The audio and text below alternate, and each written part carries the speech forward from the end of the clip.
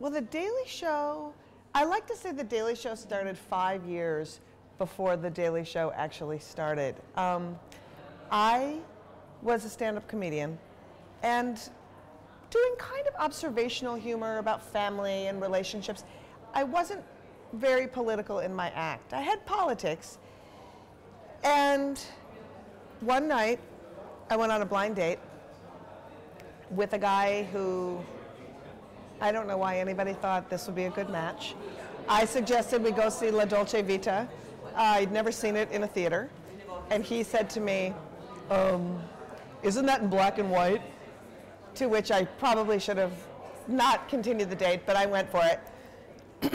And afterwards, I felt bad for like just having all these horrible feelings about this guy.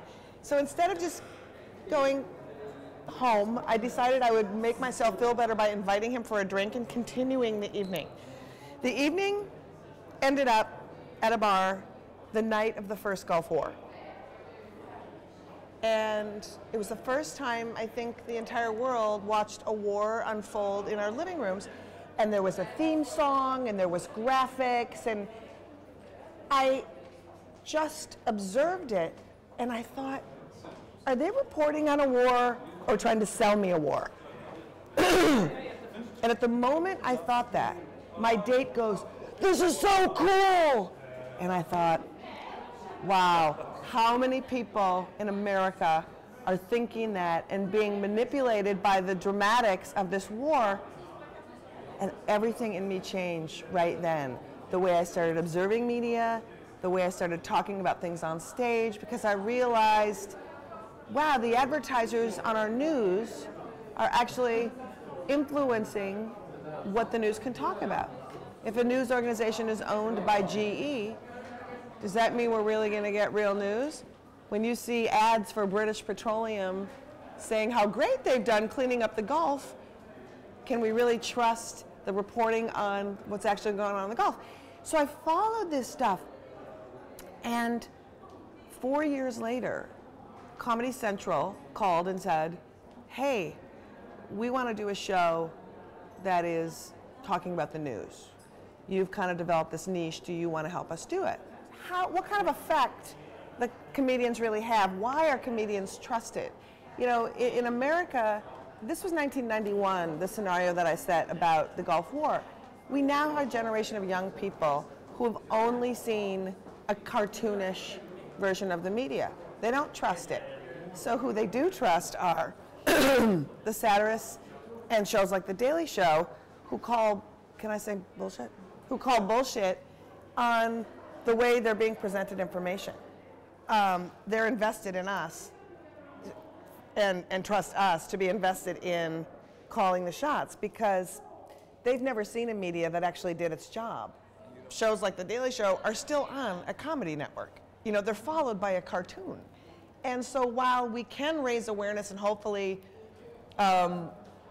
make sure we're breathing a healthy skepticism into people and making sure also there's a catharsis, there's something nice about when you see blatant insanity that goes unchecked, when you're sitting in your living room watching it or reading it on the internet, when you can go to a source like satirists who are like, yes, this is bullshit. I know that on the news they did not cover it as bullshit, but we know it's bullshit. It makes you feel like you have a voice, and that there's a bit of sanity that still remains in the landscape. And cover it as bullshit, but we know it's bullshit. It makes you feel like you have a voice, and that there's a bit of sanity that still remains in the landscape. And so I think that's really an important thing. Why wouldn't a show like The Daily Show work on a bigger network? I think because its goal has to be funny first. The Daily Show's goal has to be funny first. On another network, I think it would be confusing, and this is where it's a little frightening for Americans to not reassess their media and invest so much in the comedians, is that comedy is an innate skill to be funny. So when you're investing in your messenger who has an innate skill, if that messenger moves on to something else, you can't just put another broadcaster or journalist in his or her place. And so sometimes there's times when you don't look to the comedian. You know, if something is breaking that's tragic, you might want to let it unfold before the satirist can step back and take the criticism of how the media went, take the criticism of how we got there. And so I think that you do need some kind of balance that has I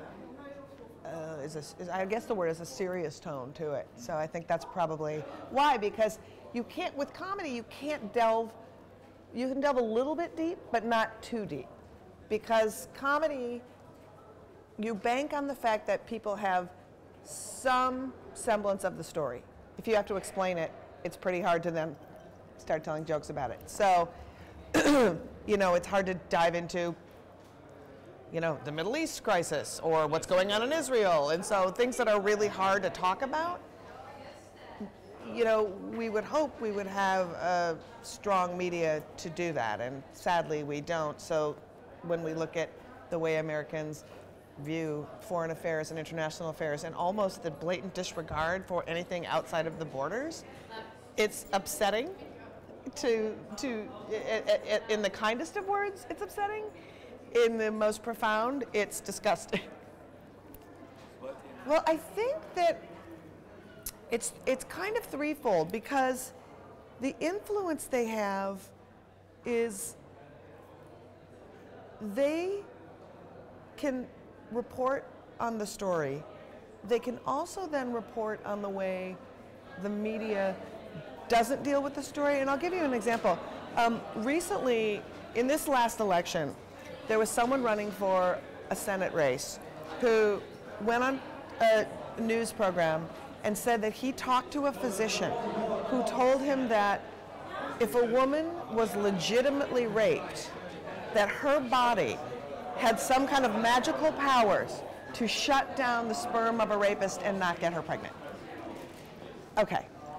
In and of itself, that you can imagine how you run with that satirically. What people like me and The Daily Show and Colbert do secondarily is say, hey, media, this guy was elected 6 times. He's been holding office for 12 years. He's also on the science committee. Did any of you ever say, wow, when there's a science committee in the United States House of Representatives, how about if we as journalists look to see who's on that science committee and find out if they believe in science? And so we get to call out on a double level. And then the craziest thing about it is that instead of the media going, don't listen to the comedians, they run the clips from The Daily Show shitting on the media on their shows because they think it's funny. So it's kind of nuts. So they are, the comedy shows influence you as a viewer of the comedy show, but also they get a secondary bump by the media. And thank God they do, because the media is exposing themselves and exposing the truth about how this guy remained an elected official for 12 years. So it's pretty interesting how that all can lay out. So I think it provides a lot of, oh wow, really? Eye-openers. Eye-openers. And now from, obviously, as a satirical comedian, you had a lot of material, Clinton and George W. How has it changed from the 90s to now when Obama's in office? Or has it become harder, or is it? You know, it hasn't become harder. The thing that has become crazy is, well, the one thing people forget is that Obama came from a fundamentally broken American political system that's riddled with money, you know, giant rich people buy politicians and the politicians do their bidding. That didn't change. The historic part is that we elected an African American man as president. The not historic part is that we elected a centrist as president of the United States, who carried on some of the Bush foreign policy.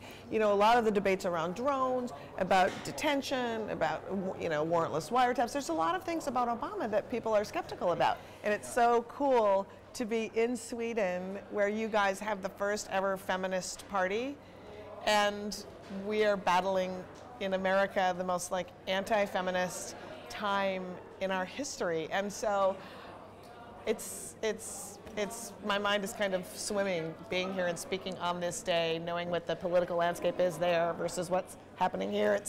I might move here. What's bad for the world is good for satire. It's sort of a general rule. Just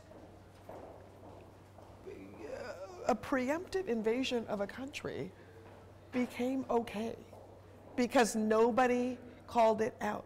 And that was when satirists said, wait a minute, if our media is literally going to be reading the press releases from this administration, I mean, I just felt for me, I didn't have a choice but to call bullshit because somebody had to. And Bill Maher took it on and got fired from ABC, you know, and The Daily Show did it, and, you know, it was, and the really interesting thing was, as we started doing it, from 2003 to 2006, Stephen Colbert was invited to speak at the White House Correspondents' Dinner, which is a dinner that sort of pokes fun at the president and at the media and at all the politicians, and they all come to this big dinner in Washington. And Stephen Colbert made fun of the administration's policies, and it was the very first time that we watched Bush have to sit in a room and be challenged about what he did, because he wouldn't grant interviews. The media had become so polarized that it's now a politician can just go to Fox News or go to the ideology of their choice and never be challenged, and basically they're just provided a platform and an echo chamber. You guys are not mired in struggling to just tune out lies. You know, you're evolved as a society. You aren't talking about abortion. You know, abortion is a thing that it's a medical procedure to clear thinking people.